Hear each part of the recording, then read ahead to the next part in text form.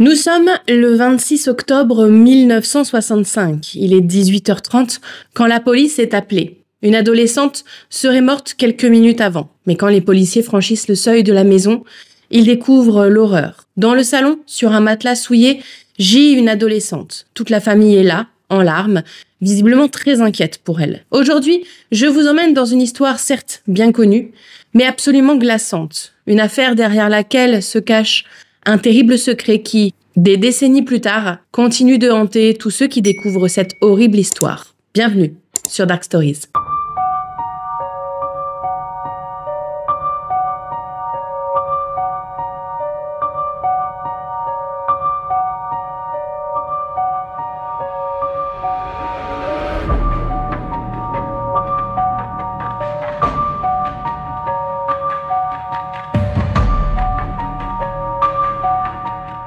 Mais regardez où je suis. Oui, je suis de retour dans mon cadre habituel de tournage. Alors, avant de commencer cette histoire, je voulais vous rappeler rapidement que nous avons ouvert une deuxième chaîne pour suivre nos voyages. La chaîne s'appelle Le Vlog by C et l'idée, c'est de partager des choses un peu plus légères et notre vie dans les îles de manière générale. Ce sont des vidéos un peu plus douces et quand on traite d'autant d'affaires criminelles, ça fait du bien. En ce moment, on y poste évidemment toutes nos aventures en Nouvelle-Zélande avec nos enfants. Et franchement, c'est juste incroyable. On est vraiment content de partager ça avec vous. Donc, si ça vous intéresse, je vous mets le lien en description. Et parce que vous me le demandez souvent, je vous le redis, vous pouvez me contacter directement sur Instagram ou sur le serveur Discord sur lequel on échange au sujet des affaires non résolues, des affaires en cours. Bref, c'est super sympa. Plus on est de fous, plus on rit. Donc, pareil, je vous remets le lien dans la description si vous en avez besoin ou si vous en avez envie. Je profite aussi de cette petite parenthèse pour vous remercier infiniment d'être là chaque semaine. Merci pour votre soutien. Vraiment, vous n'imaginez même pas à quel point ça me fait du bien et à quel point ça me remplit de joie. Ceci étant dit maintenant, revenons à notre affaire. Nous partons aujourd'hui à Indianapolis, dans l'état de l'Indiana, aux États-Unis. Indianapolis, au moment où se déroule notre affaire, c'est une ville en pleine croissance industrielle. On y trouve beaucoup de familles modestes qui s'y installent pour trouver du travail. Elles vivent dans des maisons très simples, un peu les unes sur les autres, mais ce qui compte à ce moment-là, c'est d'avoir un emploi. Beaucoup d'ailleurs vivent au jour le jour, le plus important étant de garder son travail, d'avoir un travail stable, même s'il est mal payé. Alors aujourd'hui, Indianapolis est beaucoup plus développée, C'est la capitale et la plus grande ville de l'Indiana. Elle est connue dans le secteur de la santé, avec plusieurs grands hôpitaux, des centres de recherche, mais elle abrite aussi le siège de nombreuses compagnies d'assurance et de services financiers. Elle attire plus de 100 000 étudiants chaque année grâce à ses universités et accueille la célèbre course automobile d'Indianapolis qui réunit des centaines de milliers de spectateurs. Mais dans les années 60, ce décor n'existe pas encore. La ville reste avant tout ouvrière, avec ses usines, ses familles modestes venues chercher du travail, et ses quartiers, qu'on se le dise, marqués malheureusement par la pauvreté. C'est ici que vivent Sylvia Likens et sa sœur Jenny. Sylvia Likens est née le 3 janvier 1949 à Lebanon, dans l'Indiana, aux États-Unis. Elle est la troisième d'une fratrie de 5 enfants. Ses parents, Lester et Elizabeth, plus connus sous le nom de Betty, ont d'abord eu des jumeaux, Daniel et Diana, puis 2 ans plus tard, Sylvia, et enfin 1 an plus tard, 2 autres jumeaux, Benny et Jenny. Au quotidien, Lester et Betty vivent de petits boulots. La plupart du temps, ils travaillent pour des foires ou des carnavals ambulants dans lesquels ils tiennent parfois un stand de sucreries, stand de bière, etc. C'est pas l'idéal, ils ont de grosses difficultés financières et à cause de leur métier, ils bougent beaucoup. Entre 1949 et 1965, la famille a déménagé à 19 adresses différentes. Autrement dit, presque chaque année, ils changent de maison. Et forcément, bouger à 7, ça demande de l'organisation. Et surtout, c'est très très angoissant. Les fils voyagent souvent avec leurs parents. Quant à Diana, Sylvia et Jenny, elles ne sont pas autorisées à les accompagner. Officiellement, leurs parents veulent les protéger et s'assurer qu'elles puissent vivre une éducation stable. Diana quittera d'ailleurs le domicile assez tôt pour s'installer avec son mari dans l'Illinois. Sylvia et Jenny sont donc souvent laissées à des proches ou à des voisins et en particulier à leur grand-mère qui représente pour elles un environnement stable et sécurisant. Les filles sont donc très proches et en quelque sorte, elles comptent les unes sur les autres pour progresser. D'autant que Jenny, donc la petite sœur de Sylvia, souffre de la polio depuis l'âge de 4-5 ans. Aujourd'hui, la polio est quasiment éradiquée et dans la plupart des pays développés, on ne voit plus de nouveaux cas depuis des décennies maintenant. Il reste encore quand même quelques foyers très localisés où la maladie n'a pas complètement disparu, donc ça ne veut pas dire qu'il est impossible de l'attraper. En tout cas, à cette époque, la polio est un vrai fléau, en particulier pour les enfants. Cette maladie, elle peut être mortelle et même lorsqu'on survit, elle laisse des séquelles terribles, donc des paralysies d'un bras ou d'une jambe, des membres atrophiés, ça peut être une scoliose. Certains enfants doivent porter des attelles en acier toute leur vie, d'autres n'arrivent plus à respirer tout seuls et sont enfermés dans de grosses machines pour les aider à respirer. D'ailleurs, vous avez sûrement déjà vu passer l'incroyable histoire de Paul Alexander. Il a attrapé la polio en 1956 à l'âge de 6 ans, en pleine épidémie. En quelques jours, il était totalement paralysé et incapable de respirer par lui-même. Alors, les médecins l'ont placé dans le fameux poumon d'acier et il a dû y rester toute sa vie. Il a vécu plus de 70 ans. Il est même devenu l'un des derniers survivants à y être enfermé quasiment en permanence. Il est décédé en mars 2024 à l'âge de 78 ans. Dans le cas de Jenny, la sœur cadette de Sylvia, la polio a touché l'une de ses jambes et l'a rendue plus faible que l'autre. Donc, Jenny boite et doit porter en permanence une lourde attelle en acier pour marcher correctement. Avec autant de déménagements, le fait d'être baladés entre leurs parents, leur grand-mère, les filles n'ont pas le temps non plus de nouer de vraies relations avec des camarades ou de se faire des copines. Et la solution de les laisser à leur grand-mère commence à avoir ses limites. Accueillir des petites filles, ça représente un poids financier supplémentaire pour une femme âgée qui, au passage, avait déjà élevé ses propres enfants et ne s'attendait pas à en élever d'autres. À l'adolescence, Sylvia fait du babysitting, donc il repasse un petit peu pour les voisins. Ça lui permet de gagner un peu d'argent à mettre dans la cagnotte pour que elle et sa sœur ne soient plus ce poids financier pour les personnes chez qui elles vivent. Celles et ceux qui connaissent Sylvia la décrivent comme une jeune fille courageuse, volontaire, très confiante et surtout, elle se montre extrêmement protectrice envers sa petite sœur, Jenny. Elle serait prête à tout pour elle. C'est une adolescente pleine de vie qui pourtant, derrière ce côté très solaire, a aussi énormément de complexes. Quand on regarde le sourire de Sylvia, on remarque qu'elle sourit toujours bouche fermée. Et ce, parce qu'un jour, en chahutant avec ses frères, elle a perdu l'une de ses dents de devant. Et le dentiste étant très cher, elle n'a jamais pu corriger sa dentition. Elle vit donc aujourd'hui avec cette gêne. Mais elle n'en garde pas moins sa joie de vivre. Elle adore chanter, elle adore danser. Et elle adore en particulier les Beatles. Malheureusement, le 3 juillet, Betty, la mère de Sylvia, est arrêtée, puis incarcérée pour vol à l'étalage. C'est pas un grand délit, c'est malheureusement l'une des conséquences de la précarité dans laquelle vit la famille. On imagine qu'elle a probablement volé pour subvenir aux besoins de ses enfants, même si en soi, on n'a pas les détails de ce qu'elle a volé exactement. Et c'est un vrai problème pour la famille, cette incarcération, parce que même si elle n'est pas incarcérée longtemps, quelques mois à peine, Lester, leur père, doit gérer la situation. Il doit continuer à travailler, tout en s'assurant que ses filles soient placées dans un endroit sûr, le temps que leur mère purge sa peine. Et justement, ça tombe bien, Sylvia et Jenny, qui sont scolarisées au lycée Arsenal Technical High School, ont rencontré 2 sœurs, Paola et Stéphanie Baniszewski. Les 4 filles sont devenues amies et leur mère, Gertrude Baniszewski, accepte de prendre Sylvia et Jenny sous son aile. C'est un vrai miracle pour Lester à ce moment-là, qui voit déjà ses filles dans un espace sécurisé, avec leurs copines qui plus est, donc elles se connaissent, tout ça pendant qu'il peut partir travailler. Gertrude a des enfants, c'est une mère de famille, et ses filles seront très bien là-bas. Gertrude Baniszewski est née le 19 septembre 1928 à Indianapolis. Elle vient d'une de ces familles ouvrières qui se sont installées pour trouver du travail.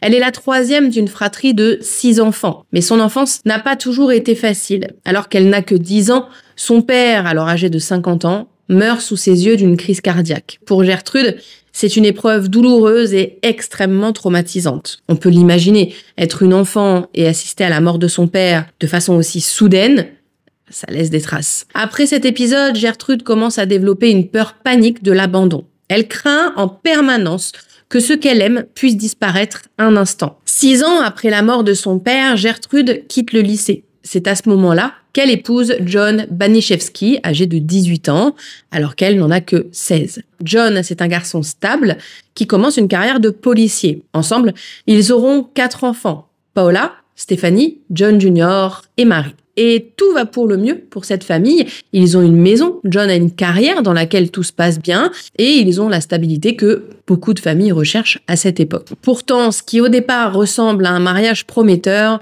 va rapidement se transformer en un foyer toxique dans lequel règnent les tensions et les violences.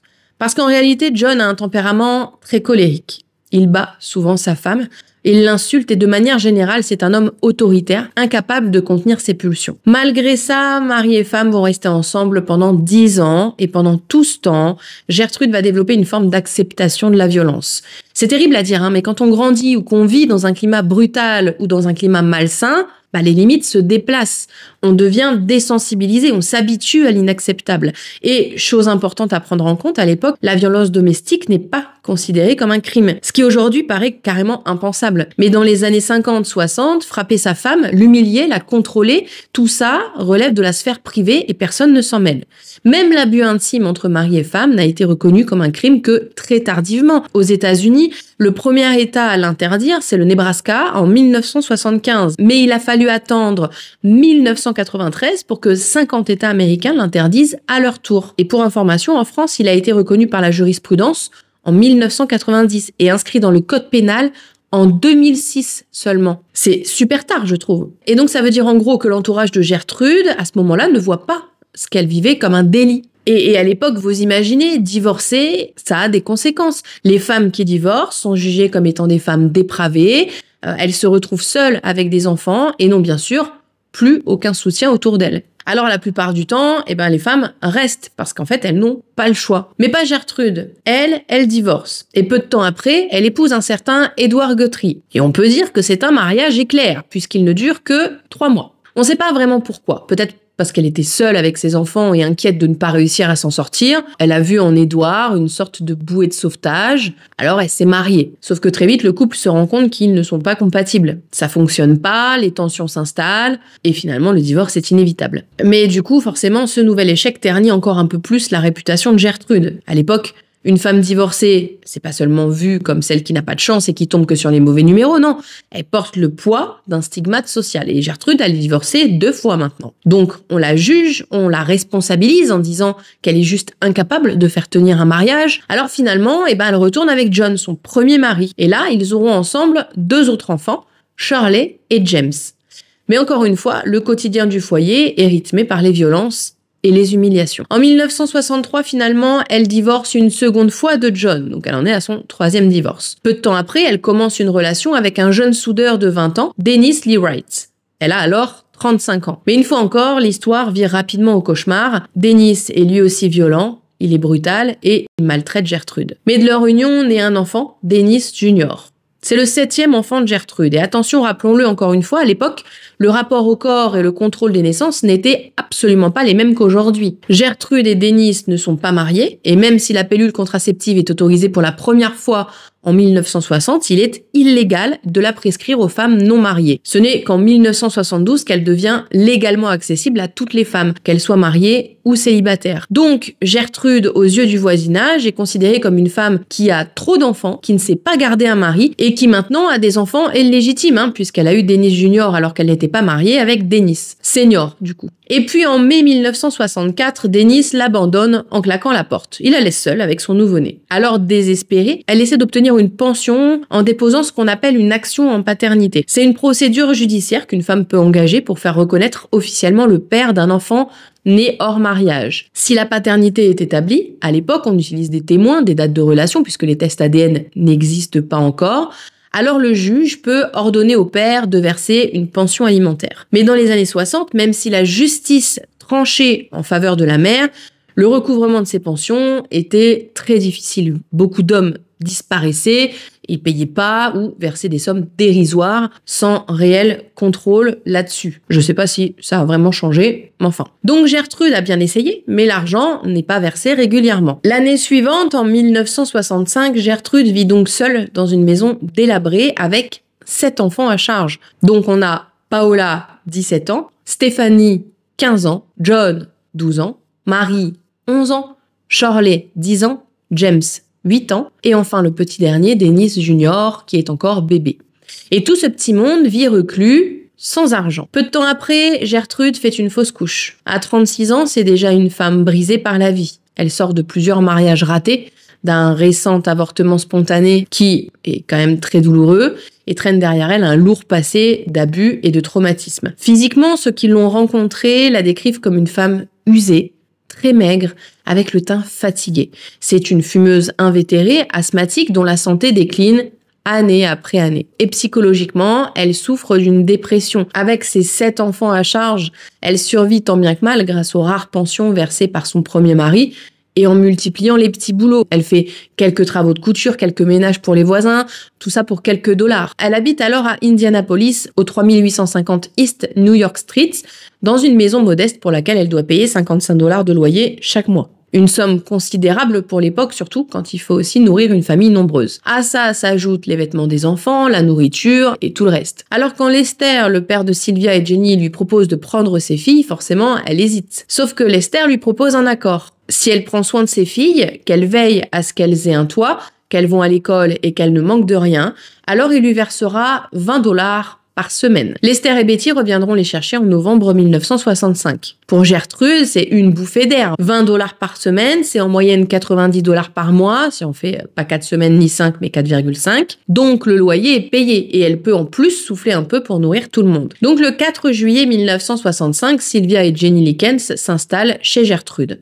Ses propres enfants, en particulier Paola et Stéphanie, s'entendent bien avec Sylvia et Jenny. Et Gertrude promet aux parents de s'occuper des filles comme si c'était les siennes. Et l'intégration des deux sœurs se passe très bien. Sylvia s'intègre rapidement, elle chante des chansons avec Stéphanie, elle trouve sa place dans les tâches ménagères et avec Jenny, elles vont même rendre service aux voisins pour rapporter elles aussi un petit peu d'argent. Le dimanche, elles vont à l'école dont les cours sont dispensés par le pasteur qui, au passage, trouve que Sylvia est une élève exemplaire, très attentive et respectueuse. Et forcément, puisque Sylvia est profondément croyante, elle a une foi inébranlable en une puissance supérieure. Mais voilà, le 26 octobre 1965, Gertrude compose le numéro des secours. Elle explique que Sylvia a fugué et elle est revenue dans un état grave. Apparemment, la jeune fille fréquentait de mauvais garçons depuis quelque temps. Elle a déjà fugué à plusieurs reprises d'ailleurs pour participer à des réunions intimes en équipe. Un soir, elle et sa sœur auraient fugué pour rejoindre ce groupe de garçons. Et Gertrude en est sûre, Sylvia portait une chemise. Mais les filles auraient eu des ennuis et Sylvia aurait été agressée intimement et aurait même été violentée. Gertrude explique que Sylvia est rentrée à la maison torse nu pour trouver de l'aide. Pendant plus d'1 heure, Gertrude s'est occupée d'elle, elle a essayé de la soigner, elle lui a même appliqué de l'alcool sur ses blessures.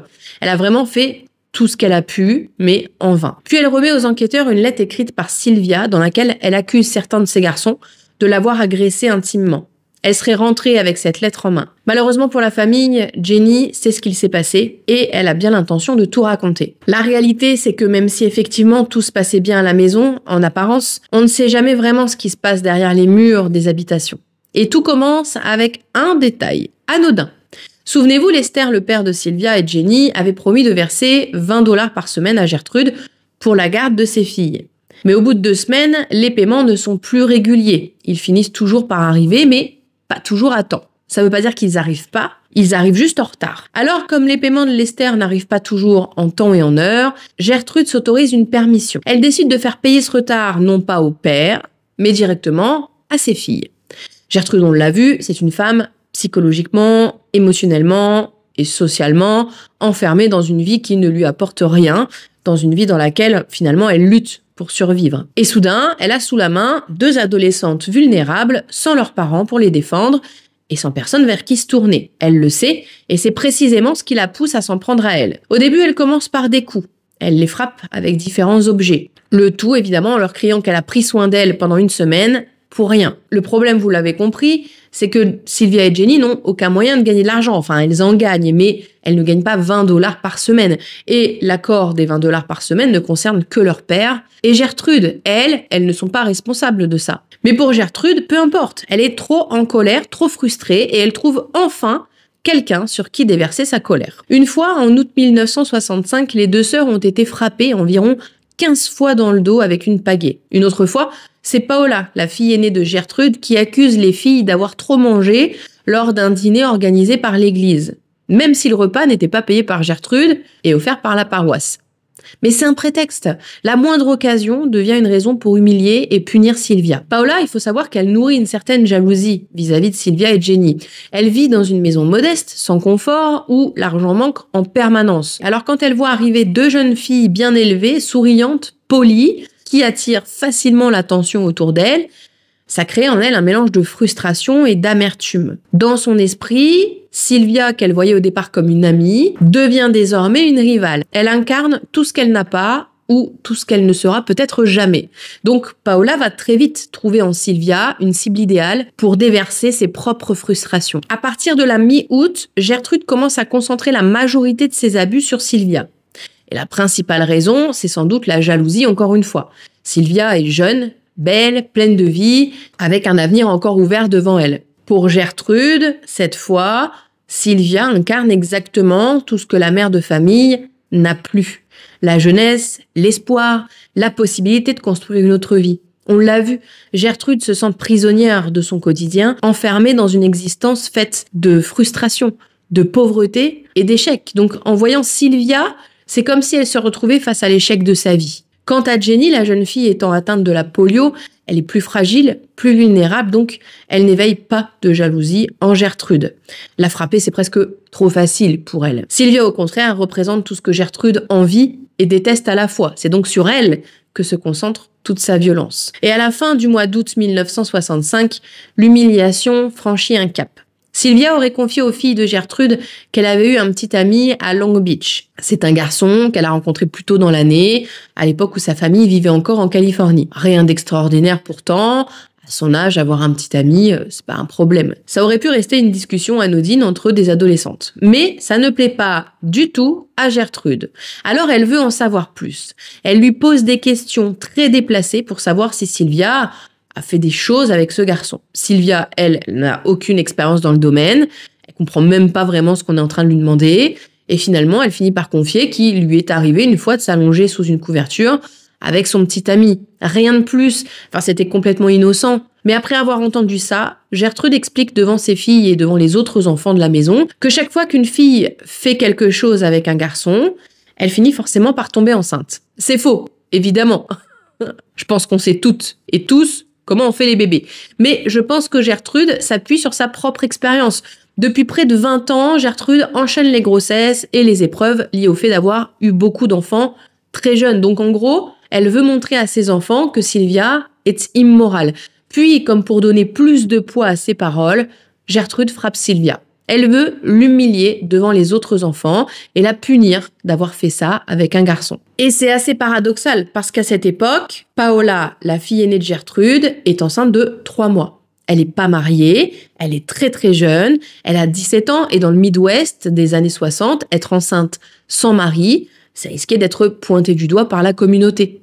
Alors plutôt que d'assumer cette situation, Paola reporte toute sa colère et sa honte sur Sylvia. La fraîcheur, la beauté et l'innocence de la jeune fille deviennent insupportables à ses yeux. Alors elle se joint aux violences, parce que frapper Sylvia lui permet de détourner l'attention, de canaliser sa frustration, comme si en punissant une autre, elle pouvait oublier ses propres erreurs. Sylvia devient donc le bouc émissaire de Paola et de Gertrude. Un jour, alors que Sylvia est assise dans la cuisine, Gertrude la fait brutalement tomber de sa chaise en lui criant qu'elle n'est même pas digne de s'asseoir sur une chaise. Et à partir de là, l'escalade de violence est énorme.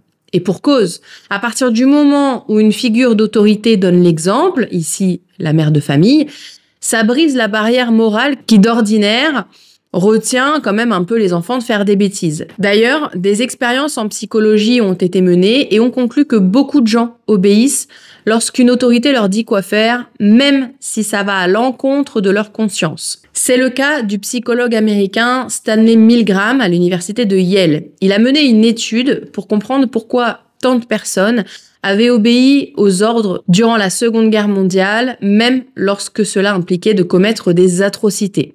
Des volontaires ont été sélectionnés et pensés participer à une étude sur la mémoire. Pendant l'expérience, on leur demandait d'administrer des décharges électriques de plus en plus fortes à une autre personne, qui en réalité était un acteur et ne recevait aucun choc. Résultat, 65% des participants sont allés jusqu'au bout des décharges maximales, donc 450 volts fictifs, simplement parce qu'une figure d'autorité leur demandait de continuer. L'expérience a été quand même remise en question de nombreuses fois. Certains chercheurs ont dit que les participants savaient peut-être que l'expérience n'était pas réelle et ont joué le jeu. D'autres ont critiqué le fait que tout s'est déroulé dans un contexte artificiel de laboratoire, donc ça ne reflétait pas vraiment la vraie vie et le contexte plus que terrifiant de la guerre. Il n'empêche que malgré les critiques, on s'appuie encore sur Milgram comme une référence fondamentale en psychologie sociale. D'ailleurs, l'expérience a été refaite plusieurs fois avec des variantes dans différents pays et contexte, même en 2010 en France, avec le documentaire Le jeu de la mort. Dans cette expérience, les taux d'obéissance restent élevés, pas toujours 65%, mais toujours beaucoup plus que ce qu'on pourrait imaginer. Tout ça pour vous dire que c'est exactement ce qui se produit dans la famille de Gertrude. La mère de famille donne l'autorisation, parfois même les ordres. Et même les enfants du voisinage suivent. Après tout, si une mère de famille le dit, c'est qu'il n'y a pas de problème. Pour Sylvia, ça veut dire que l'environnement devient de plus en plus dangereux. Elle n'est plus seule face à une adulte et sa fille, non. Désormais, elle est face à un groupe tout entier. Peu de temps après, un voisin, Randy Lipper, est invité à dîner chez les Baniszewski. Ce soir-là, lui et Paola obligent Sylvia à avaler un hot dog recouvert de moutarde, de ketchup et d'épices jusqu'à ce qu'elle sature. Forcée à manger, Sylvia finit par être malade. Mais au lieu de l'aider, au lieu d'avoir la moindre compassion pour elle, il l'oblige à manger ce qu'elle vient de vomir. Je sais pas ce qu'ils ont tous avec cette pratique. On le voit tellement souvent, c'est juste horrible. Et je suis choquée de voir que non seulement elle vit des atrocités pareilles, mais qu'en plus même les voisins s'y mettent. Le quartier autour de Sylvia devient dangereux. Alors pour se venger, Sylvia essaie de rendre les coups plus subtilement. Au lycée, elle aurait lancé une rumeur selon laquelle Stéphanie et Paola se prostitueraient. Ça fait des semaines que la famille l'accuse d'être une fille facile. Sylvia a bien compris que Gertrude et Paola souffrent d'être pointées du doigt. Alors elle joue de ça pour montrer qu'elle aussi a des armes pour se défendre. Et cette histoire ne tarde pas à remonter aux oreilles de Stéphanie. Au lycée, un garçon lance une vanne à Stéphanie en référence à cette histoire. Aussitôt, Stéphanie comprend que la rumeur vient de Sylvia. Alors elle la confronte, elle exige des explications. Et Sylvia, sous la pression, finit par admettre. Stéphanie est furieuse. Alors elle s'acharne sur Sylvia. Elle la frappe et face à elle, l'adolescente ne riposte pas. Elle fond en larmes. Elle s'excuse et contre toute attente, le fait que Sylvia s'excuse arrête immédiatement Stéphanie. Contrairement à sa mère ou à sa sœur, Stéphanie n'a pas encore franchi cette limite de cruauté, à l'inverse de son petit ami Coy Hubbard qui, lui, n'a aucune retenue. À seulement 15 ans, il se met à gifler Sylvia. Il lui cogne la tête contre le mur, il la jette au sol, il s'acharne littéralement sur elle. Quand Gertrude découvre l'incident, elle n'a pas du tout l'intention d'arrêter Coy, non. Elle décide de prendre le relais. Elle prend une pagaie et bat Sylvia. Puis Paola, la fille aînée, se joint à eux. Elle frappe Sylvia au visage avec une telle rage qu'elle finit par se casser le poignet. Mais ça ne l'arrête pas, la Paola, non. Elle continue et elle concentre ses coups sur son visage, en particulier ses dents et ses yeux, sachant que Sylvia, si vous vous souvenez, souffre déjà d'un complexe en lien avec l'une de ses dents manquantes. C'est clairement délibéré, Paola veut l'atteindre là où ça fait le plus mal, physiquement et psychologiquement. Plus Sylvia perd de sa beauté, plus Paola se sent soulagée. Après cet épisode, Paola se fait poser un plâtre pour son poignet. Et elle en fait une nouvelle arme. Elle utilise son plâtre pour frapper Sylvia. Mais même ça ne suffit pas pour Gertrude. À partir de ce moment-là, elle force Jenny, la propre sœur de Sylvia, à participer. Et si elle refuse, elle sait qu'elle sera frappée à son tour. C'est un dilemme terrible pour elle. Soit elle obéit et trahit sa sœur, soit elle désobéit et elle vivra le même calvaire. Paralysée à l'idée qu'on lui inflige les mêmes sévices, Jenny obéit et se met à frapper sa sœur. Et Gertrude ne cache pas sa fierté. Grâce à ça, elle réussit à briser le lien entre les deux sœurs et forcément à isoler encore davantage Sylvia. Et évidemment qu'on aime tous à croire qu'on serait prêt à tout pour protéger un frère ou une sœur, si tant est que tout se passe bien entre eux.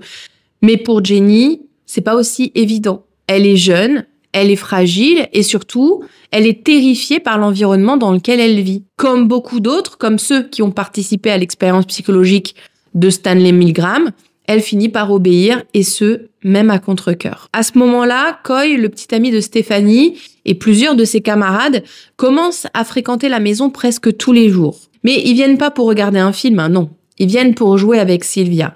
Chaque fois qu'ils viennent, Gertrude les encourage à s'en prendre à elle. Très vite, Sylvia devient leur défouloir. Il la frappe, il l'utilise parfois comme un mannequin qu'on utilise dans des séances d'arts martiaux. Il lui coupe certaines parties du corps, il la brûle avec des cigarettes et ce, jusqu'à 100 fois.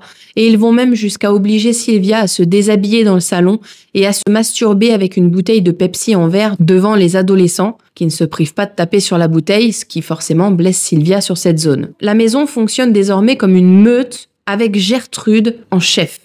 Sylvia est exposée, brisée, rabaissée devant les autres, y compris devant sa propre sœur. Et Gertrude va jusqu'à utiliser Jenny comme spectatrice forcée en lui lançant « Regarde ce qui arrive à ta sœur, tu ne veux pas que ça t'arrive aussi ?» C'est une technique implacable, transformer la victime en exemple pour mieux terroriser ceux qui pourraient la défendre. À partir de ce moment-là, Gertrude finit par empêcher Sylvia d'aller à l'école. Jusque-là, malgré ses bleus et ses brûlures, la jeune fille continuait d'y aller tant bien que mal. Et même si on pourrait penser que Gertrude préfère la garder à la maison pour que personne ne voie son état, c'est pas du tout le cas. En réalité, Sylvie a avoué avoir volé un maillot de sport. C'est un vol dérisoire, qu'elle s'est sentie obligée de faire parce que Gertrude refuse de lui acheter des vêtements. Sylvia a simplement besoin de quelque chose à porter. Mais pour Gertrude, évidemment, c'est un prétexte parfait. Elle décide d'en faire un exemple. Elle fouette Sylvia avec une ceinture de police, donc une ceinture à l'époque qui avait une lanière assez épaisse, ici 8 cm, et qui est conçue dans un cuir dur et rigide, plus solide et plus lourd qu'une ceinture classique. Normalement, c'est utilisé pour maintenir l'équipement du policier bien attaché. Mais Gertrude s'en sert différemment. Et comme si ça ne suffisait pas, Gertrude en profite pour lui faire la leçon sur les prétendus méfaits des relations sexuelles avant le mariage, alors que Sylvia n'a jamais eu de relation. Et encore une fois, c'est juste dingue, parce que Paola, sa propre fille, elle, est enceinte. Et comme d'habitude, pour marquer sa leçon, elle frappe Sylvia dans les parties intimes. Puis elle lui brûle le bout des doigts avec des allumettes et recommence à la fouetter avec la ceinture. À partir de ce moment-là, Sylvia n'ira plus à l'école parce que Sylvia n'aura plus le droit à l'instruction. Quelques jours plus tard, c'est Jenny qui subit le même sort, cette fois avec la même ceinture de police. Pour quelle raison ? Parce qu'elle a volé une chaussure de tennis à l'école pour la porter sur son pied valide. Jenny, à cause de la polio, on y revient, mais c'est vraiment difficile pour elle dans son état. Elle a besoin d'une chaussure adaptée pour marcher correctement. Donc, quand elle trouve une paire de chaussures, elle ne vole que celle qu'elle pourra mettre, vu que Gertrude ne lui achète rien. Pas plus qu'elle ne donne de vêtements à Sylvia au passage. Les filles agissent par nécessité, pas par délinquance. Elles volent parce qu'elles n'ont pas le choix. Et le résultat est toujours le même, elles sont punies. Et Gertrude sait parfaitement manipuler la peur. Elle fait comprendre aux filles que si jamais elles parlent à qui que ce soit de ce qui se passe dans la maison, la punition sera encore pire. C'est le mécanisme classique de ce type d'agresseur, installer la terreur pour obtenir le silence. Et Sylvia et Jenny vivent avec cette menace sur la tête en permanence. Jenny d'ailleurs lutte avec ce dilemme. Elle a souvent pensé à prévenir les membres de sa famille. Mais elle est convaincue que si elle ose dire la vérité, Gertrude la torturera au même titre que sa sœur. Ce qui rend la situation encore plus horrible, c'est que dans le quartier, la réputation de ce qui arrive à Sylvia commence à circuler. C'est de notoriété publique. On sait que cette adolescente de 16 ans est maltraitée. Et pourtant, rien ne se passe. Personne n'intervient. Nous sommes désormais en septembre 1965. Ça fait donc 2 mois que Sylvia et Jenny sont chez Gertrude. Et ce jour-là, Sylvia et Jenny croisent leur grande sœur Diana dans un parc à côté de la maison. C'est l'occasion parfaite. Diana les connaît, elle les aime, elle a déjà eu une relation très proche avec elle. C'est la personne idéale pour enfin parler. Alors pour la première fois, Sylvia et Jenny osent. Elles lui racontent ce qu'elles subissent. Sauf que Diana ne les croit pas du tout. Pour elle, ses sœurs exagèrent. Impossible qu'une adulte, une mère de famille qui plus est, puisse faire des choses pareilles. Alors, après, est-ce qu'elle pense vraiment ça ou juste elle sait pas quoi faire ?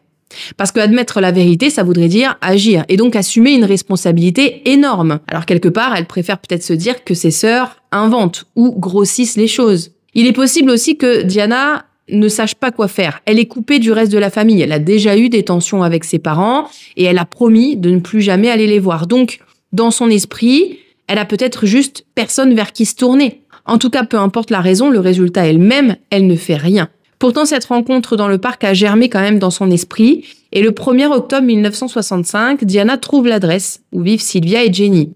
Elle décide donc de se rendre sur place, histoire de comprendre ce qui se passe. Sauf qu'une fois arrivée à la maison, Gertrude lui interdit l'accès. Selon elle, elle a reçu l'ordre de ses parents d'empêcher les 2 sœurs de voir Diana. Et comme Diana est déjà en froid avec ses parents, elle a cru à cette histoire, et elle est repartie. Malgré tout, 2 semaines plus tard, Diana recroise Jenny dans la rue. Elle lui demande alors des nouvelles de Sylvia. Et la réponse de Jenny est glaçante. « Je ne peux rien te dire. Si je parle, toi ou moi, on aura des ennuis. » C'est plutôt clair. Mais là encore, Diana obéit. Ok, elle poussera pas plus loin les investigations. Alors c'est facile de juger avec le recul, mais il faut comprendre qu'à l'époque, je le rappelle, on éduquait les enfants avec l'idée qu'il ne fallait pas se mêler des affaires des autres. Donc naturellement, Diana respecte le silence de sa sœur et ne cherche pas plus loin. Pendant ce temps, Betty est sortie de prison et avec Lester, ils continuent de voyager pour leur travail. Ils sont revenus voir leur fille quelques fois, mais à chaque fois, Gertrude s'assure de minimiser ou de trouver des excuses à l'état de Sylvie. Elle est maladroite, elle n'est pas prudente, elle est victime d'accidents domestiques. Et Sylvia, elle, est littéralement terrorisée. Elle n'ose pas se plaindre à ses parents devant Gertrude qui, au passage, veille à rester toujours dans les parages, évidemment. Le 5 octobre 1965, justement, Lester et Betty rendent visite à leur fille. Et quand ils arrivent, ils ne voient aucun signe de maltraitance. Et les filles n'ont évidemment rien dit à leurs parents puisque Gertrude ne les laisse pas seules avec eux. Pire, elles doivent jouer le jeu et agir comme si tout allait bien. Gertrude les a convaincus de toute façon que leurs parents étaient au courant. C'est même eux qui lui ont dit de s'occuper des filles comme elle le voulait. Elle leur répète sans arrêt que leurs parents n'ont plus de moyens de s'occuper d'elles et que si elles retournent chez eux, elles deviendront un fardeau.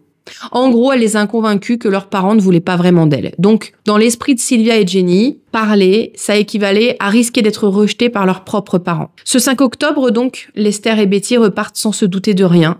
Ce sera la dernière fois qu'ils verront Sylvia. Presque immédiatement après leur départ, Gertrude se tourne vers Sylvia et lui lance « Qu'est-ce que tu vas faire maintenant, Sylvia, maintenant qu'ils sont partis ?» Pour Sylvia, à ce moment-là, c'est juste terrible. Parce que j'imagine qu'à ce moment-là, elle comprend qu'elle est seule et que ses parents ne la protégeront jamais. Pourtant, peu de temps après la visite des parents, un voisin décide quand même de réagir. Il est inquiet, il décide d'appeler anonymement au lycée pour signaler qu'une adolescente qui vit chez les Baniszewski porte des plaies sur tout le corps. Je rappelle, à ce moment-là, Sylvia ne va plus à l'école depuis un certain temps. Mais quand même, après l'appel, une infirmière scolaire est envoyée pour enquêter. À son arrivée, Gertrude la reçoit et elle lui explique que Sylvia n'est pas à la maison. En fait, elle est plus là parce qu'elle a fugué et elle sait pas où elle est. En ce qui concerne les plaies, elle explique simplement que Sylvia, elle refuse de se laver, c'est une fille sale, et donc la crasse a fait qu'à un moment donné, elle s'est attaquée à sa peau. Bien sûr, pas besoin d'être médecin pour savoir que des plaies ouvertes ne viennent pas d'un manque d'hygiène. On peut avoir connu des adolescents qui oublient de se laver, qui sentent pas très bon, qui laissent traîner leurs chaussures de sport avec une odeur épouvantable, mais personne n'a jamais eu des plaies à vif sur tout le corps pour cette seule raison. On peut avoir des plaies qui s'infectent, oui, par manque d'hygiène, mais le manque d'hygiène est une circonstance, pas une cause. Et puis moi, ce qui m'interpelle, c'est qu'on a une jeune fille mineure dont la seule personne qui en a la garde n'a aucune idée d'où elle se trouve. Rien que ça aurait dû alerter l'infirmière. Mais non, l'infirmière repart et l'école n'entreprend aucune démarche supplémentaire. Pourtant, on parle d'une ado couverte de plaies qui serait enfuie et qui n'est plus scolarisée depuis quelques semaines. Et vous pensiez que c'était déjà assez horrible comme ça ? On est encore bien loin du compte. Si vous êtes encore là d'ailleurs, je vous préviens, ce qui suit est vraiment compliqué. Alors, j'ai chapitré la vidéo, donc si vous voulez passer cette partie, rendez-vous directement au chapitre qui vous intéresse. J'ai noté ce passage comme étant sensible, en tout cas sur YouTube. Si vous écoutez en podcast, je ne peux pas le faire. Donc dans les jours qui suivent, les violences contre Sylvia augmentent en intensité. On est quand même à un stade où Gertrude est complètement désensibilisée. Elle a brûlé Sylvia, elle l'a battue, elle a abusé d'elle, et à partir de là, pour éprouver encore quelque chose, pour nourrir son sadisme, elle doit aller toujours plus loin dans l'horreur. Pour ce faire, elle n'encourage plus ses enfants. Non, désormais, elle les implique directement. Par exemple, elle leur dit que Sylvia a insulté l'un d'entre eux. Et ça, dans le seul but de provoquer une réaction de colère contre elle. Un jour, Gertrude va même jusqu'à brandir un couteau et défie Sylvia de la combattre. Mais Sylvia, effrayée, répond simplement qu'elle ne sait pas se battre. Même dans une situation où elle aurait pu, en théorie, retourner l'arme contre Gertrude et la tuer, elle le fait pas. Parce que Sylvia, c'est une fille très douce, passive et incapable d'être violente. C'est pas dans sa nature. Et c'est précisément pour ça que c'est encore plus terrible. Sylvia est devenue la cible idéale parce qu'elle ne sait pas rendre ce qu'elle subit. Elle ne peut pas donner ce genre de violence en retour. Alors, en réponse à ce refus de se battre, Gertrude se contente de lui entailler légèrement la jambe avec le couteau. Mais ce simple geste, ce passage à l'acte, devient une brèche. On l'a vu, on déplace la limite. Donc déjà, Gertrude a passé un cap, mais en plus, ça donne le feu vert aux autres enfants pour reproduire la même chose. Gertrude va même jusqu'à facturer les enfants du quartier 5 cents pour qu'ils puissent entrer dans la maison et regarder Sylvia dans l'état dans lequel elle se trouve, voire pour participer. Ça veut dire qu'on a des enfants qui se procurent 5 cents pour voir le corps d'une ado maltraitée exposé dans la maison comme les freak shows. Vous savez, ces cirques où on exposait des personnes soit handicapées ou avec des malformations. Les gens payaient pour les voir et certains étaient là pour se moquer d'eux. On les prenait pour des monstres, c'était plus des êtres humains. Et ça me fend tellement le cœur quand j'essaie d'imaginer ce qu'ils ont pu ressentir. C'est absolument affreux. Et c'est exactement ce qui arrive à Sylvia. À ce moment, elle n'est plus un être humain pour personne. C'est une bête de foire. Et chacun peut faire ce qu'il veut avec elle.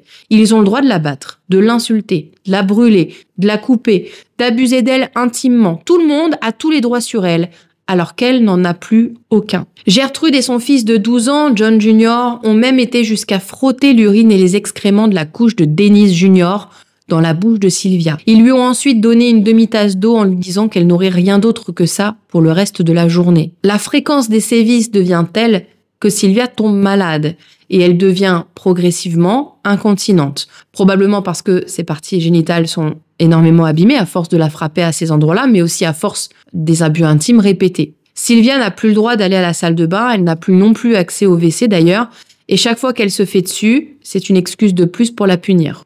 Le 6 octobre, en guise de punition pour son incontinence, Sylvia est attachée et jetée à la cave. On la laisse là, totalement nue. Elle est à peine nourrie et quasiment privée d'eau. Juste, on lui donne le minimum pour qu'elle survive. Parfois, Gertrude l'attache à la rampe de l'escalier, tellement haut que ses pieds touchent à peine le sol. Le tout, alors que Sylvia est malade et blessée. Régulièrement, Gertrude la bâillonne, la plonge dans des bains d'eau bouillante, puis frotte littéralement du sel sur ses plaies ouvertes. Et le 22 octobre 1965, un nouveau cap est franchi. John Jr., je le rappelle, il a 12 ans, prend de plus en plus de plaisir à tourmenter Sylvia. Il lui tend un bol de soupe alors qu'elle est littéralement en train de mourir de faim, et puis il lui retire aussitôt. Ce jour-là, Gertrude autorise Sylvia à revenir dormir à l'étage, à condition qu'elle ne se fasse pas dessus. Sauf que Sylvia est incontinente, elle fait pas exprès, elle a pas le contrôle là-dessus. Et elle supplie sa sœur Jenny de lui apporter un verre d'eau. Jenny le fait discrètement pour ne pas se faire prendre, sauf que le lendemain matin, donc le 23 octobre, Sylvia a mouillé son lit. Aux yeux de Gertrude, elle n'a pas respecté le pacte. Alors elle l'oblige, devant tout le monde, à insérer une bouteille de coca dans son vagin. Puis elle est renvoyée au sous-sol dans les mêmes conditions que la fois précédente. Et Gertrude revient sur cette histoire de rumeur que Sylvia a lancée il y a quelques semaines, et elle décide de la punir pour ça. Évidemment, elle a plus grand-chose à reprocher à Sylvia, elle l'a jetée nue et attachée dans son sous-sol. Faut bien qu'elle trouve un truc. Alors, elle la remonte à l'étage, et avec une aiguille chauffée à blanc, elle grave, là c'est carrément gravé à ce stade, la phrase « Je suis une prostituée et fière de l'être ». Mais elle n'a pas la force de finir la phrase. Alors elle demande à Richard Hobson, un voisin de 14 ans, de terminer. Et l'adolescent obéit. Ensuite, Richard et Shirley, donc une des autres filles de Gertrude, qui a 10 ans, ramènent Sylvia au sous-sol et utilisent une sorte de boulon chauffé pour essayer de marquer la lettre S sous le sein gauche de Sylvia. Mais le trait est maladroit et au lieu de faire un S, la marque ressemble plutôt à un chiffre 3. Mais peu importe. Ce qui compte, c'est qu'ils ont eu la permission de le faire et ils se sont sentis autorisés d'imposer une telle douleur. Et ça, pour eux, ça suffit. Un peu plus tard, Gertrude revient vers Sylvia et se moque d'elle. « Qu'est-ce que tu vas faire maintenant, Sylvia ? Tu ne pourras jamais te marier. Alors qu'est-ce que tu vas faire ?» À ce moment-là, Sylvia éclate en larmes. Elle murmure simplement « Je suppose que je peux rien y faire. » Cette phrase dit tout. Cette phrase dit tout. C'est une déclaration d'impuissance absolue. Elle sait qu'elle n'a aucun contrôle, ni sur ce qu'on lui fait, ni sur ce qu'on a déjà détruit en elle. Plus tard dans la journée, on la force même à montrer son abdomen marqué aux enfants du quartier. Gertrude, bien sûr, ne va pas avouer que c'est elle qui l'a brûlé, non. Elle invente une histoire selon laquelle Sylvia a reçu cette inscription lors d'une soirée sexuelle qu'elle a fait avec ses mauvaises fréquentations. Cette nuit-là, Sylvia est tellement à bout qu'elle se confie à sa sœur. « Je sais que tu ne veux pas que je meure, mais je vais mourir, je le sens. » Elle le sait, elle sent que la fin approche. Et même dans cet état, au lieu de recevoir du réconfort, c'est elle qui s'excuse auprès de sa sœur de ne pas pouvoir rester. Je sais pas combien de fois je l'ai dit aujourd'hui, mais c'est horrible. De son côté, Gertrude commence à réaliser que Sylvia est dans un état critique. Ses blessures sont si graves qu'il va être impossible à un moment donné de cacher ce qui s'est passé. Mais vous pensiez qu'elle allait s'arrêter ? Pas du tout.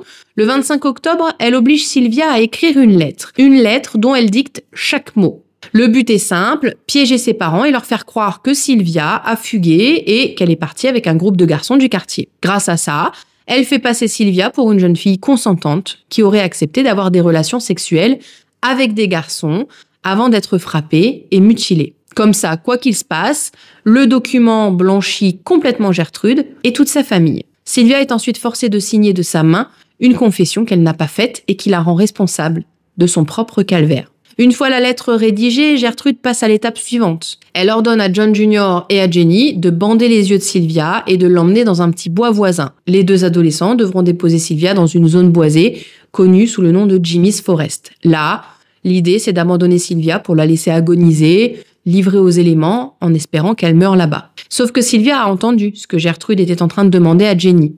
Paniquée, elle tente alors de s'échapper par la porte d'entrée. Mais ses blessures sont trop graves et elle n'a plus aucune force. Elle est vite rattrapée avant même d'avoir pu franchir le seuil de la maison. Alors, comme elle peut pas abandonner Sylvia, elle va essayer de la maintenir en vie le plus longtemps possible.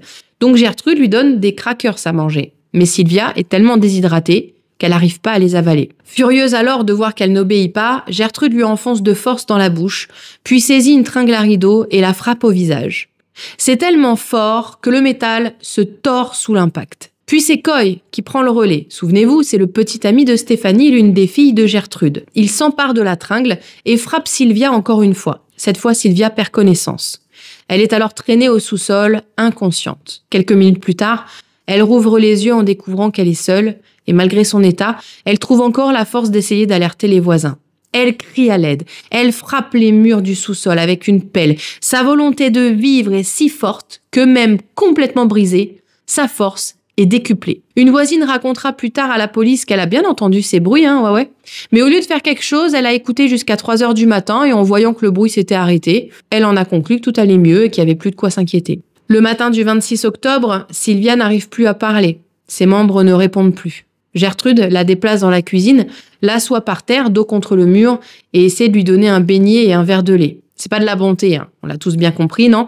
C'est juste qu'elle a peur que ça soit la fin. Mais Sylvia ne peut rien avaler. Gertrude s'énerve et dans un accès de rage, elle la jette au sol avant de la renvoyer au sous-sol. Et dans les heures qui suivent, Sylvia commence à délirer. Vous savez, ça me fait penser un peu à l'affaire chez Linotech dans laquelle certaines de ses victimes, à bout de force, finissent par ne plus réussir à exploiter leur capacité intellectuelle. Et pour Sylvia, c'est la même chose. Paola descend alors au sous-sol et lui demande de réciter l'alphabet. Mais Sylvia n'arrive pas à dépasser 4 lettres. Et pour Paola, c'est une raison de plus de se moquer. Elle l'insulte, elle la menace.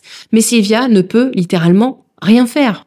Et pendant qu'elle se fait insulter, elle défèque. Face à ça, Gertrude se contente de lui demander de se nettoyer. Sauf que Sylvia ne peut pas, évidemment, c'est trop d'énergie et elle en a plus. Ce jour-là, vers midi, plusieurs de ses agresseurs se réunissent dans le sous-sol. Sylvia, épuisée, tente encore de pointer du doigt les personnes qu'elle reconnaît, mais à ce stade, elle n'arrive même plus à articuler un mot. Et ça agace Gertrude qui lui hurle de se taire. Un peu plus tard, on apporte quand même à Sylvia une tarte pourrie. L'adolescente essaie de la manger et surtout, elle fait l'effort de montrer qu'elle peut encore mâcher. Sauf qu'il lui manque sa dent de devant et donc elle avait pris l'habitude de mâcher d'une façon particulière. Et Jenny, sa sœur, lui fait remarquer en lui demandant si elle se souvient. Mais Sylvia ne répond pas. Jenny finit par s'en aller et laisse Sylvia au sous-sol. Elle part faire des petits travaux de jardinage pour les voisins en espérant gagner quelques pièces. Pendant ce temps, Sylvia agonise. Gertrude, de plus en plus inquiète que son état finisse par leur poser des problèmes, veut donner l'illusion qu'elle va mieux. Alors elle demande à son fils John Jr. de l'asperger avec un tuyau d'arrosage que leur voisin Randy Lipper leur a prêté. Sylvia en profite pour essayer de s'enfuir encore une fois, mais à peine a-t-elle essayé de se relever qu'elle s'effondre avant même d'avoir atteint les escaliers. Et la réaction de Gertrude ne se fait pas attendre. Elle s'avance vers Sylvia et lui écrase la tête avec son pied. Vers 17h30 ce jour-là, Richard Hobbs revient à la maison. En arrivant, il découvre Stéphanie en train de pleurer et en train de serrer dans ses bras le corps de Sylvia. À cet instant, Stéphanie comme Richard comprennent qu'il se passe quelque chose de vraiment grave. Ils décident alors de lui donner un bain chaud, de l'habiller et de lui mettre des vêtements propres. Déjà, pour essayer peut-être de la sauver, mais aussi parce qu'ils savent que si quelqu'un de l'extérieur voit Sylvia dans cet état, il serait impossible de nier qu'elle a subi quelque chose d'horrible. Après le bain, il la pose sur un matelas dans l'une des chambres. C'est là que Sylvia murmure ses derniers mots. « J'aimerais que papa soit là. » Tout ce qu'elle veut, c'est que son père soit là et qu'il la ramène à la maison. Dans ces derniers instants, Sylvia ne pense qu'à ce refuge familier, à cette sécurité que représente la présence d'un parent. Quelques minutes plus tard, Stéphanie se rend compte que Sylvia ne respire plus. Paniquée, elle demande à Richard de l'aider. Richard essaie de lui faire du bouche à bouche. Mais Gertrude, loin d'admettre la gravité de la situation, n'arrête pas de crier que Sylvia fait semblant. Elle répète qu'elle joue la comédie, qu'elle fait semblant d'être morte, probablement pour encore une fois essayer de s'enfuir. Sauf qu'au bout de quelques minutes, Gertrude finit par comprendre que Sylvia ne respire vraiment plus. Et en réalisant que la situation a définitivement basculé, elle ordonne à Richard d'aller appeler la police depuis une cabine téléphonique située à proximité. Il est alors 18h30. Quand la police arrive enfin à la maison et qu'ils découvrent Sylvia, Gertrude dégaine son arme, la lettre écrite par Sylvia. Et elle est certaine que cette lettre va convaincre les policiers. Elle leur explique d'ailleurs sa version selon laquelle Sylvia a fugué pour rejoindre des garçons. Et pour elle, c'est clair, elle a subi une violente agression, tellement violente qu'elle en est morte. Mais elle l'assure, Gertrude, elle y est pour rien. Elle, c'est que la victime dans cette histoire. C'est pas de chance, ça s'est passé sous son toit quand même. Les policiers, évidemment, trouvent ça absurde. Comment, dans une situation aussi chaotique et horrible, qui a conduit à sa mort, Sylvia aurait-elle trouvé le moyen d'écrire une lettre? Avec quel stylo? Sur quel papier? À prise de court, Gertrude improvise une réponse. D'accord, oui, je vois où vous voulez en venir. J'y avais pas vraiment pensé, mais disons qu'elle a emprunté un stylo sur le chemin du retour. Oui, voilà, elle en a emprunté un. Peut-être qu'il y avait une papeterie sur la route. Et elle a dit « Est-ce que je peux juste emprunter un stylo ?» Puis, presque vexée, elle s'adresse au policier en disant « Et pourquoi me regardez-vous avec cet air suspect, officier ?» Tout ça ne tient évidemment pas debout. Sylvia est rentrée sans haut, elle avait pas de chemise, mais elle aurait tenu coûte que coûte à serrer une lettre dans ses mains. Et elle se serait présentée dans une librairie, à moitié nue, pour demander un stylo. Et à ce moment-là, Paola entre dans la pièce. Elle serre une Bible contre sa poitrine, genre « Regardez, je suis une personne pieuse. » Et elle dit « La mort de Sylvia était destinée. C'était censé arriver. » Et donc, en jouant la croyante exemplaire, Paola tente de convaincre que tout ça n'est pas un crime, mais une fatalité. Puis elle se tourne vers Jenny, qui est en larmes et complètement abattue, pour lui dire « Si tu veux vivre avec nous, Jenny, alors nous te traiterons comme notre propre sœur. » Vu ce qu'a vécu Sylvia, je suis pas sûre que Jenny ait vraiment envie. Jenny, de son côté, répète la version de Gertrude, l'histoire que Gertrude veut que tout le monde divulgue, quoi. Mais très vite, elle se penche vers les officiers et leur murmure « Sortez-moi d'ici, et je vous dirai tout. » Les policiers comprennent tout de suite. Jenny est emmenée dans la voiture et leur explique en détail le calvaire de sa sœur. Après avoir terminé son récit, les policiers n'ont plus de doute, ils arrêtent Gertrude, Paola, Stéphanie et John Jr., tous suspectés du meurtre de Sylvia. Ils arrêtent aussi Coy et Richard Hobbs. Les 3 enfants les plus âgés ainsi que Coy sont envoyés au centre de détention pour mineurs. Les plus jeunes enfants et Richard Hobbs, eux, sont placés dans un foyer pour enfants à Indianapolis. Pendant son interrogatoire, Gertrude nie toute implication. Pourtant, le lendemain, elle change de version. Elle explique que oui, elle savait que les enfants frappaient Sylvia, en particulier sa fille Paola. Mais elle insiste, elle, personnellement, n'était pas responsable. Et elle répète, Paola a fait la plupart des dégâts et Coy aussi.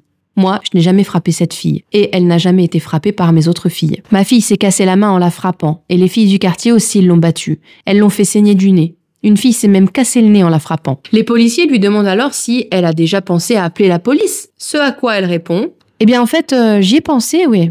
J'ai même dit à mes filles que j'allais devoir appeler la police. Et j'ai même dit à Jenny et Sylvia que de toute façon, quand je les appellerai, je pourrais pas porter toute la responsabilité de ce qui se passe. » Gertrude a aussi admis avoir forcé Sylvia à dormir au sous-sol à 3 reprises, mais selon elle, elle aurait tout de même dormi dans un lit. Bon, si elle a dormi dans un lit, alors tout va bien. Pendant ce temps, Paola, elle s'en tamponne le coquillard. Elle n'a aucun remords, elle n'a pas peur.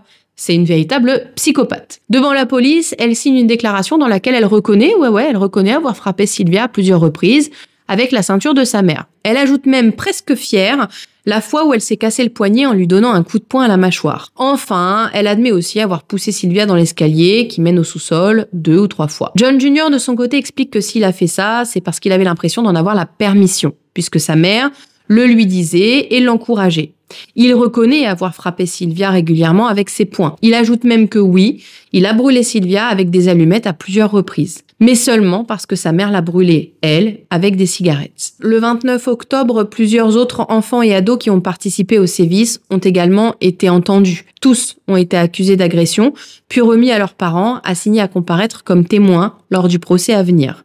Lors de leurs auditions, certains expliquent clairement ce qu'ils ont fait. L'un déclare qu'il a donné un coup dans l'estomac et qu'il a frappé Sylvia 10 ou 15 fois parce que Gertrude lui a dit de le faire. Un autre ajoute qu'ils ont bien essayé de lui donner de la soupe ou des petites choses à manger, mais que Sylvia ne les prenait pas. Puis vient le tour de Richard Hobbs. Je le rappelle, il a 14 ans et les policiers abordent la question de la phrase sur le ventre de Sylvia. À nouveau, Richard explique que Sylvia lui a montré comment faire et lui a demandé de continuer.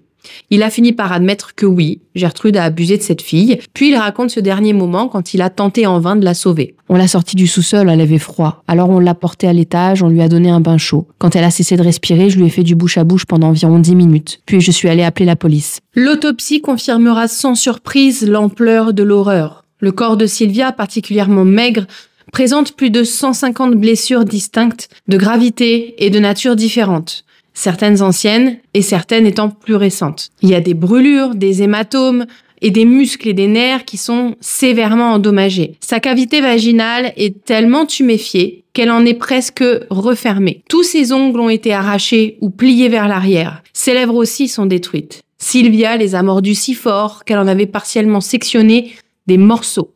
Quant à sa peau, les couches extérieures de son visage, de sa poitrine, de son cou et de son genou droit sont littéralement décollées. Son cerveau a rétréci, elle souffre d'infections osseuses de second et de 3e degré à plusieurs endroits de son corps. Plusieurs os sont fracturés, certains depuis longtemps, et d'autres plus récemment. Ses cavités corporelles suppuraient d'un pus sanglant au moment de la dissection. Elle présente aussi un faible nombre de globules rouges, les conséquences donc d'une hémorragie interne. Selon le docteur Arthur Kill, Sylvia aurait succombé à la suite d'un hématome sous-dural causé par un coup reçu à la tempe droite. Le docteur Kill note également que Sylvia a été récemment mise dans un bain et selon lui, ce bain a probablement eu lieu après sa mort. Donc il pense que quand les secours sont arrivés, eux ont cru que Sylvia était morte depuis plus longtemps, mais en fait, le fait qu'elle ait pris un bain a pu accélérer la chute corporelle de température. Et donc, ça expliquerait pourquoi la rigidité cadavérique semblait déjà bien installée. En réalité, Sylvia était probablement décédée depuis un peu moins longtemps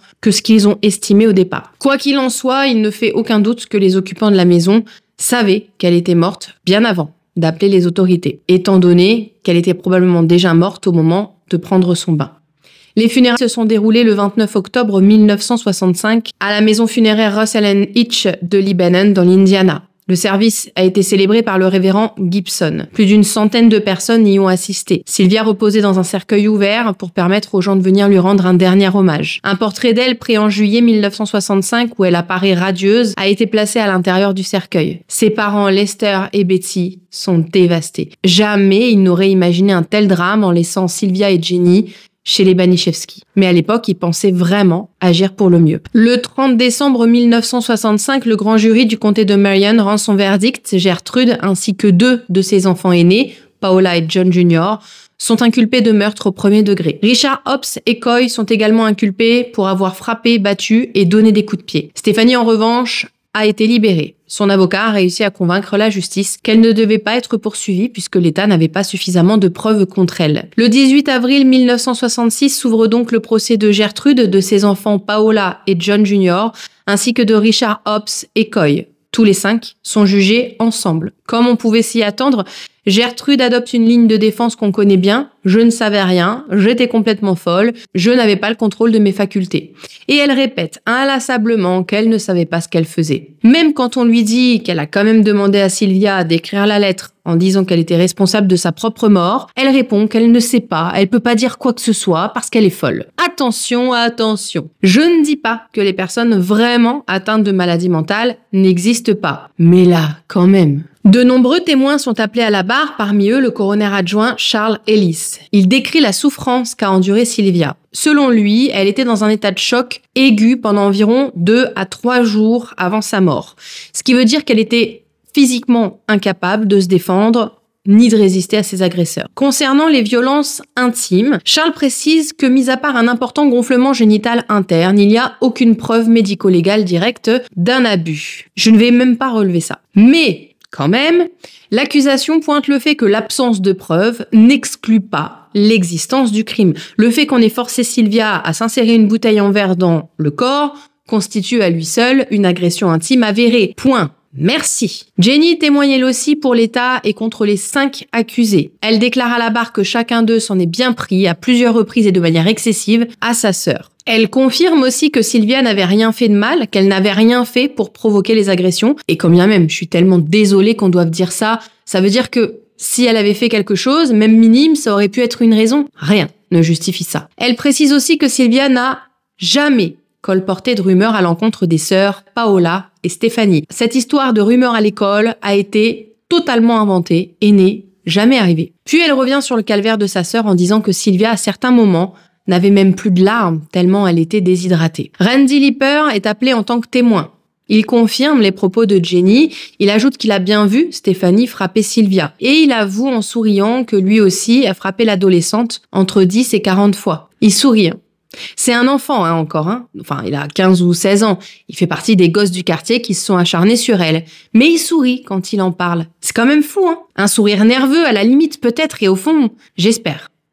Puis le 10 mai, c'est un pasteur qui est appelé à témoigner. Le révérend Roy Julian déclare qu'il savait qu'une adolescente était victime de sévices dans cette maison. Mais il ajoute qu'il n'a pas jugé nécessaire de prévenir la police. Pourquoi ? Parce que selon ce qu'avait dit Gertrude, Sylvia aurait fait des avances à des hommes pour de l'argent. Lui en a donc conclu que Sylvia était punie pour avoir sollicité des actes intimes. Mon rôle est de rapprocher les gens de Dieu et de Jésus. Pardonner fait partie de mon travail. Même si dans la Bible, vous trouverez aussi l'idée que nous devons parfois appliquer une justice punitive, notamment dans l'Ancien Testament. Attention, attention, attention. Je n'ai rien contre la religion. Chacun fait ce qu'il veut. Non, parce que j'en ai vu des atrocités à ce sujet sur différentes vidéos dans lesquelles je n'ai jamais pris parti, ni jamais dénigré qui que ce soit ou ses croyances. Je pars du principe que chacun croit en ce qui lui fait du bien.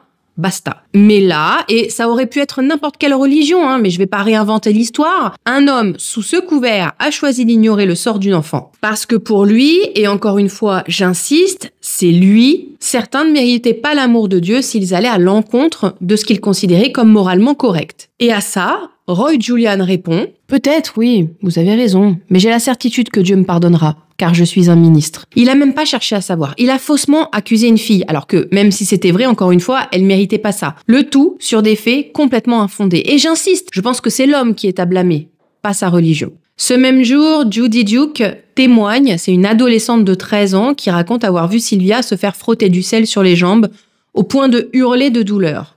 Elle a vu aussi Shirley, donc âgée de 10 ans seulement, déchirer le chemisier de Sylvia. À ce moment-là, Richard Hobbs avait lâché une remarque cynique pour dire à tout le monde de s'amuser avec Sylvia. Grace Sargent, une autre témoin, raconte qu'elle s'était retrouvée assise à côté de Paola lors d'un office religieux. Et là, Paola s'était vantée sans gêne d'avoir frappé Sylvia avec une telle violence qu'elle s'était cassé le poignet. C'était le 1er août.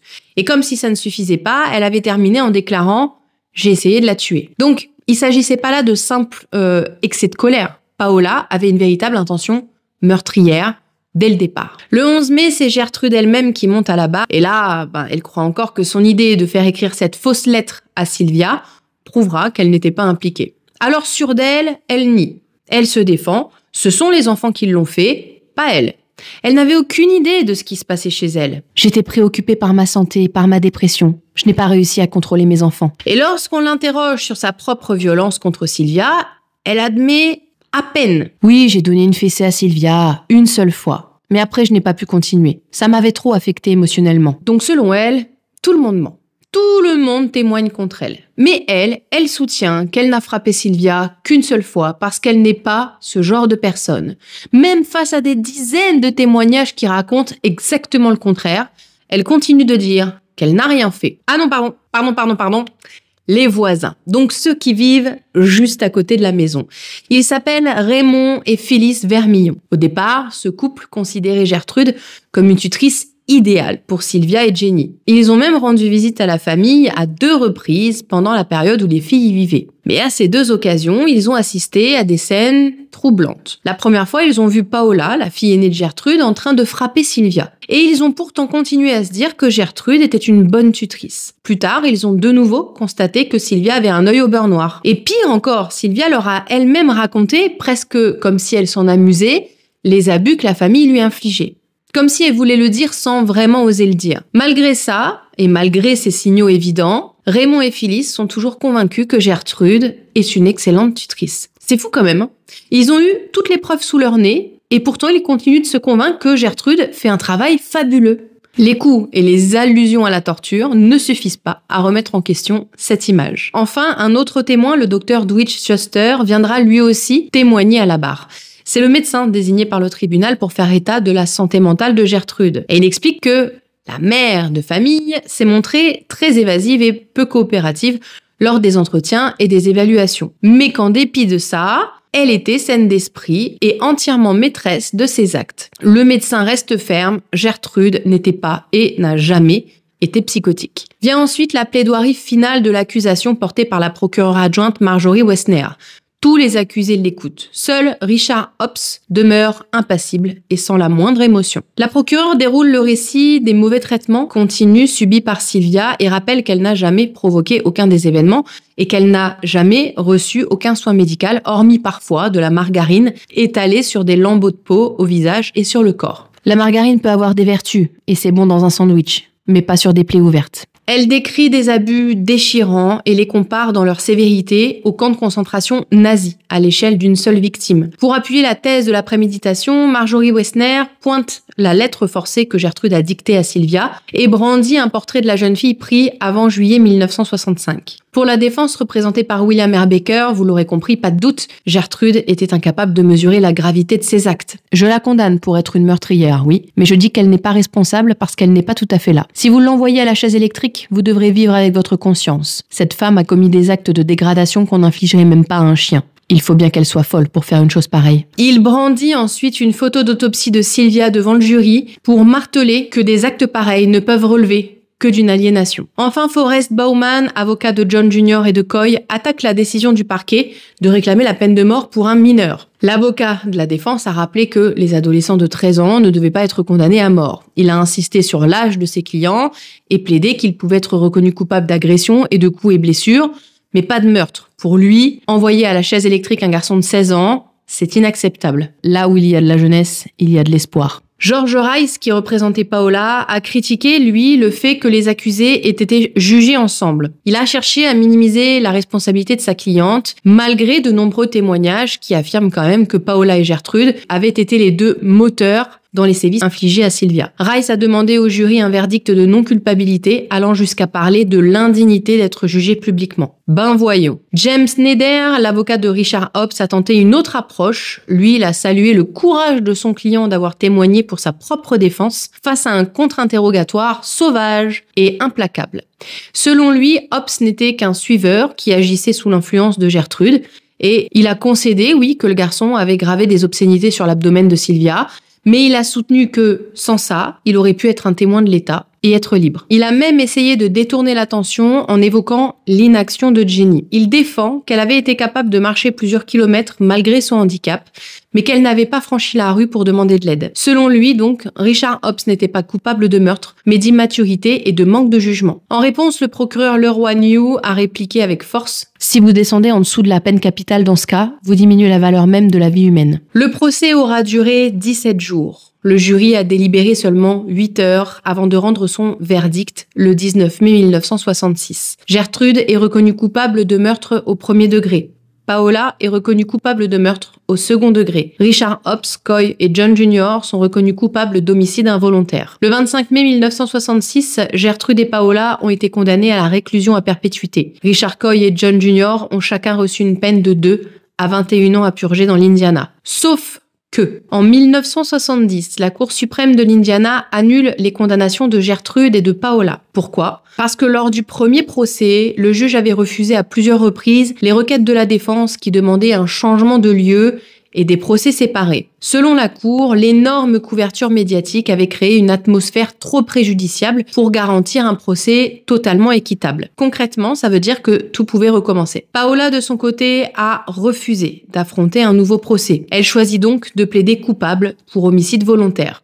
Elle est condamnée à une peine de 2 à 20 ans de prison. Et même si ça paraît incroyable à dire, malgré 2 tentatives d'évasion en 1971 et en 1972, elle est finalement libérée en décembre 1972. Oui, 2 tentatives de fuite et on la laisse sortir au bout de quelques mois seulement. Gertrude, elle, est rejugée et de nouveau reconnue coupable de meurtre au premier degré. Sa peine reste la même, la prison à vie. Et avec le temps, elle devient une prisonnière modèle. Pendant 14 ans, elle travaille à l'atelier de couture de la prison pour femmes de l'Indiana. On la surnomme même la mère des jeunes détenues, certaines allant jusqu'à l'appeler « maman », faute d'avoir eu des modèles dans leur propre vie. Une image qui, forcément, pèsera lors de son audience de libération conditionnelle. Parce qu'en 1985, oui, la nouvelle tombe. Gertrude peut être libérée. Jenny et sa famille sont dévastées. 2 associations se mobilisent à leur côté et organisent une campagne publique contre la libération. Pendant des mois, ils campent devant la prison et récoltent plus de 40 000 signatures. À l'époque, c'est énorme. Face à cette pression, les autorités rendent l'audience de libération conditionnelle publique. Et lors de cette audience, Gertrude déclare qu'elle regrette la mort de Sylvia et qu'elle aimerait pouvoir l'annuler. Elle raconte cette fois ne pas savoir exactement quel rôle elle a joué dans la mort de Sylvia, qu'elle était sous l'emprise de médicaments et qu'elle ne se souvient pas vraiment. Elle dit aussi prendre l'entière responsabilité, mais minimise dans la foulée en expliquant qu'elle ne savait pas ce qu'elle faisait. Malgré ça, la commission des libérations conditionnelles finit par céder. L'un de ses membres déclare même « On ne peut pas ramener quelqu'un d'entre les morts, mais je ne serais pas ici si je ne croyais pas que les gens peuvent changer. » Gertrude est libérée le 4 décembre 1985 sous une nouvelle identité, Nadine Van Fossen. Elle trouve un nouvel emploi, s'installe dans l'Iowa et continue à se présenter comme une chrétienne fervente. Jamais elle n'assume totalement sa responsabilité et préfère toujours blâmer ses médicaments prescrits pour son asthme. Elle meurt en 1990 d'un cancer du poumon à l'âge de 61 ans. Quant à Paola, sa fille aînée, elle change son nom en Paola Pace. Pendant 14 ans, elle travaille comme conseillère scolaire, à Conrad, dans l'Iowa, en prenant soin évidemment de cacher son passé. En 2012, son identité a pourtant été révélée et elle a été aussitôt renvoyée. Entre-temps, elle s'était mariée et avait eu 2 enfants. L'enfant qu'elle avait mis au monde pendant son procès de 1966 a été adopté. Stéphanie, la cadette, bénéficie, elle, on l'a vu, d'un abandon de charge. Elle aussi a adopté un nouveau nom. Elle s'est installée en Floride et est devenue institutrice. Elle s'est mariée, elle a eu plusieurs enfants et n'a jamais plus fait parler d'elle. Les plus jeunes de la fratrie, Marie, Charlie et James, ont été placés en famille d'accueil après l'arrestation de leur mère. Ils ont pris le nom de Blake, le nom de famille du père biologique des enfants, qui a lui-même changé son nom après le scandale. Les enfants lui ont été ensuite confiés. Le petit Dennis Jr. a été adopté et rebaptisé Denny Lee White.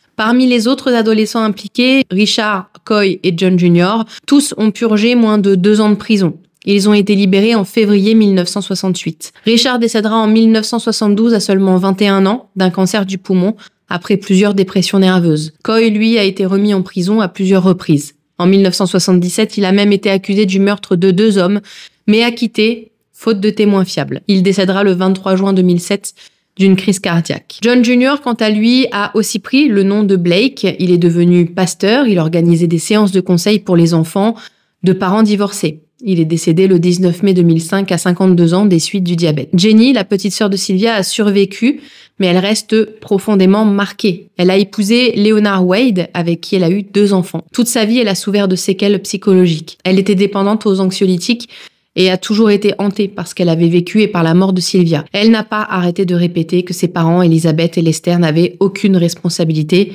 dans le choix de les confier à Gertrude, parce qu'elle voyait combien ils étaient rongés par la culpabilité. Jenny est décédée en 2004 à 54 ans des suites d'une crise cardiaque. Elizabeth, leur mère, est décédée en 1998 et leur père Lester en 2013. La maison du 3850 East New York Street est restée vacante pendant des années après le procès. Certains ont voulu la réhabiliter en centre pour femmes battues, mais les fonds n'ont jamais été réunis. Finalement, le 23 avril 2009, la maison a été détruite. À sa place se trouve aujourd'hui un parking d'église. En juin 2001, un mémorial de 1,80 m a été érigé dans le parc Willard Park d'Indianapolis en hommage à Sylvia. Sa mort a ainsi entraîné une réforme très importante, une loi sur le signalement obligatoire. Dorénavant, toute personne, voisin, professeur, connaissance, qui suspecte qu'un enfant est battu ou négligé a l'obligation légale de prévenir les autorités, en tout cas dans l'état d'Indiana. Lors du 50e anniversaire de la mort de Sylvia en 2015, Diana, sa grande sœur, a participé à une cérémonie commémorative. Elle a expliqué que sa sœur avait été invisible de son vivant, mais était devenue tristement célèbre après sa mort. Et elle voulait que sa mémoire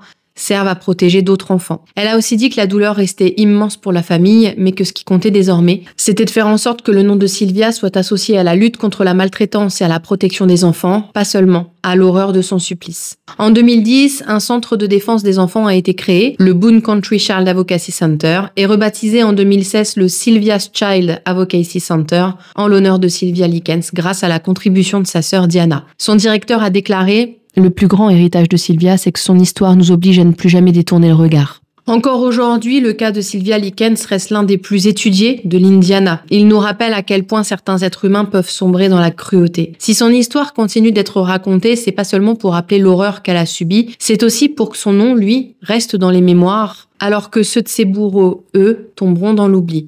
Sylvia était une jeune fille aimée, pleine de vie, qui aurait dû connaître une existence heureuse. Elle s'est battue jusqu'au bout et j'aimerais vraiment saluer son courage et sa détermination. Merci à vous d'avoir regardé cette vidéo jusqu'au bout. Évidemment, on se retrouve la semaine prochaine pour une nouvelle histoire glaçante sur Dark Stories.